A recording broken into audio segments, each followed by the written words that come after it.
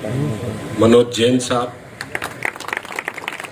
यहाँ के joint commissioner मोहतरमा पल्लवी,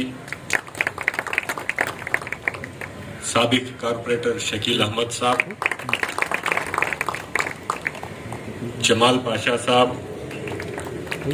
बिशप डॉक्टर स्टीफन कमाल राज साहब, बिशप डॉक्टर रतन कुमार साहब, साबिक कारपोरेटर शुजाउद्दीन साहब,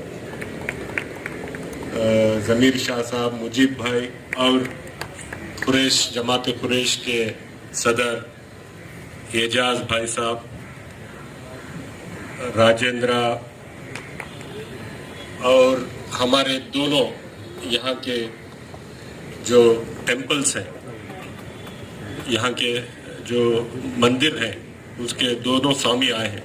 वेणु स्वामी भी आए हैं, मोहन स्वामी भी आए हैं। यहाँ की मस्जिद के हमारे मौलाना मुजफ्फर साहब। एक बहुत ही अच्छे प्रोग्राम में शिरकत करने का मौका मुझे मिला है और ये प्रोग्राम है ब्रॉडवे स्कूल में, हफीज़िया स्कूल में। यहाँ के स्कूल का पूरा एक कंप्लीट रिनोवेशन करने का जो प्रोजेक्ट है, उसको यहाँ के हमारे एमएलए साहब और रिजवान अरशद साहब की नेतृत्व में, उनके लीडरशिप में ये सब काम हुआ है और बहुत ही अच्छी तरीके से ये जो पुराना 100 साल से भी ज़्यादा पुराना जो हमारा स्कूल था यहाँ पे, उसको रिनोवेट किया जाएगा।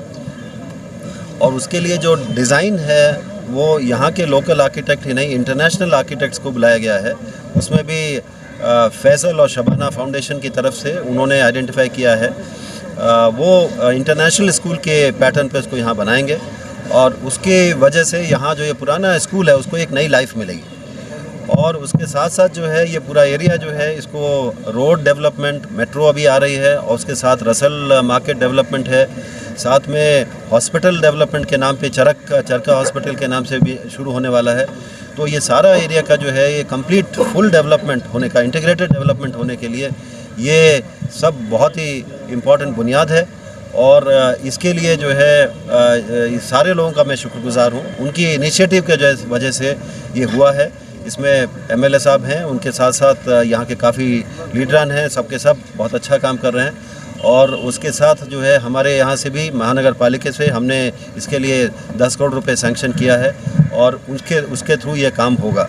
तो ये आगे आने वाले दिनों में ये सारा एरिया जो है एक नई लाइफ के साथ, एक नई चमक के साथ उभर के सामने आएगा। और इसके लिए जो है ये सारे लोगों का जो यहाँ के जो रहने वाले हैं, बाशिंदे हैं यहाँ के, उन सब का पार्टिसिपेशन, उनका कंट्रीब्यूशन और उनका सपोर्ट जो है बहुत ज़रूरी है। तो इस दिशा में जो आज काम किया जा रहा है वो बहुत ही काबिल तारीफ़ है। Thank you so much for participating. BBMP की तरफ से कितना ताउन दिया गया इस प्रोजेक्ट के लिए? बीबीएमपी की तरफ से 10 करोड़ का सैंक्शन किया गया है और ये जो है ये काम शुरू किया जाएगा।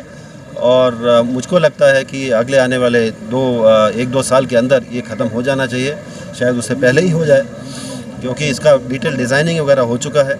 अभी केवल उसको एग्जीक्यूट करना बाकी है। शायद टेंडरिंग भी हो चुकी है। टेंडर सब हो गया, टेंडरिंग भी हो चुकी है और कल से काम शुरू होने का है। तो 9 मंथ्स टू कंप्लीट हमारे ऑफिसर्स बोल रहे हैं। मनोज जैन साहब यहाँ की जोनल कमिश्नर ईस्ट के हैं, तो वो बता रहे हैं कि ये 9 मंथ्स में ख़त्म होना है। तो मुझे इस बात का पूरा कॉन्फिडेंस है कि आगे आने वाले दिनों में ये एक नए चमक के साथ सामने आएगा। वैक्सीनेशन का प्रोग्राम पिछले कल के दिन में हमने काफ़ी एग्रेसिव तरह से हमने किया है उसको। उसमें एक दिन का 4 लाख वैक्सीनेशन कल रीच हो पाया है। उसको आज के दिन में और उसको हम आगे लेकर जाएंगे। हमारा ऑब्जेक्टिव क्या है कि सारे लोगों को वैक्सीनेशन लगे, किसी को भी ये कोविड की वजह से किसी को मार ना पड़े, किसी को कोई नुकसान ना हो, किसी को हॉस्पिटल में जाने की ज़रूरत ना हो, किसी को दवाई लेने की ज़रूरत ना हो। उस सब के लिए ज़रूरी क्या है कि वैक्सीनेशन लिया जाए।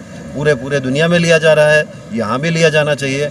बेंगलोर में वैसे भी 80% से ज़्यादा वैक्सीनेशन हो चुका है पहली डोज़, और 40% तक सेकंड डोज़ भी हो चुका है। तो ये जो है ये एक नया रिकॉर्ड है।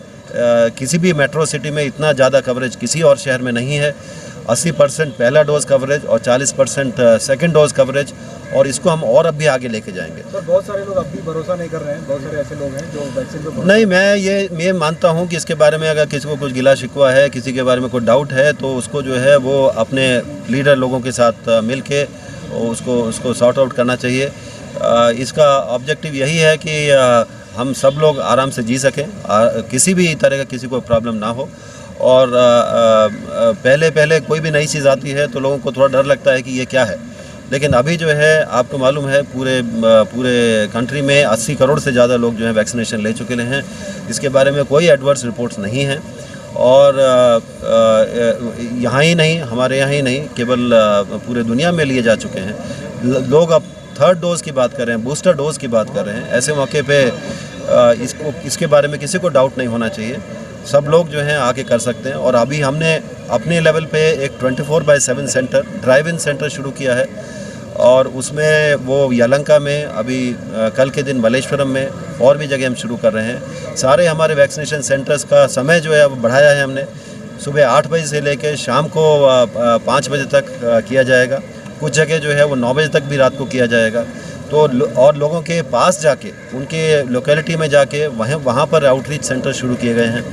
तो ये जो हमारा जो अटेम्प्ट है या प्रयास है, ये इस वजह से है कि लोगों को कहीं भी ऐसा ना लगे कि हम लेना चाहते थे वैक्सीन, हमको मिल नहीं पाया, या वो उसका डोज ख़त्म हो गया, या फिर वो समय पे, जिस समय पे हम चाहते थे उस समय पे नहीं मिला, या हमारे घर के आसपास नहीं था।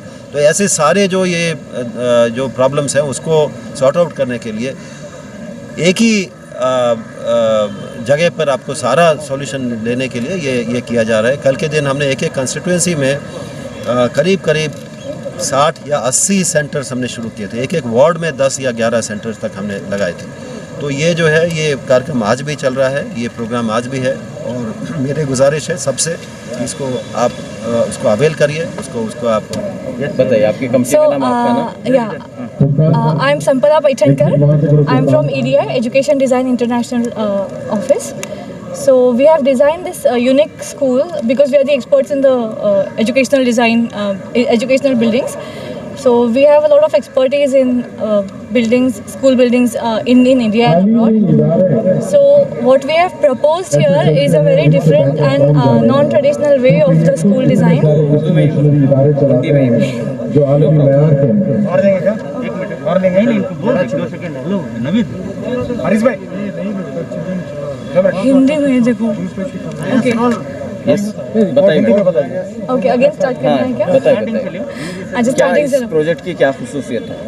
अच्छा, तो ये प्रोजेक्ट बाकी स्कूल से अलग है इन अ वे कि उसमें जैसे पुराने स्कूल में सिर्फ रूम्स और एक कनेक्टिंग कॉरिडोर्स हुआ करता था, वो नहीं करके हमने कम्युनिटी स्पेसेस डेवलप की है, ग्रुप एक्टिविटीज़ के लिए ज़्यादा इम्पोर्टेंस दिया है, और जोनिंग किया हुआ है सो दैट बच्चों से भी सीख पाएंगे।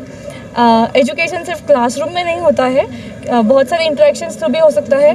टीचर स्टूडेंट इंटरेक्शन में है, स्टूडेंट से अपने आपस के इंटरेक्शन में भी है।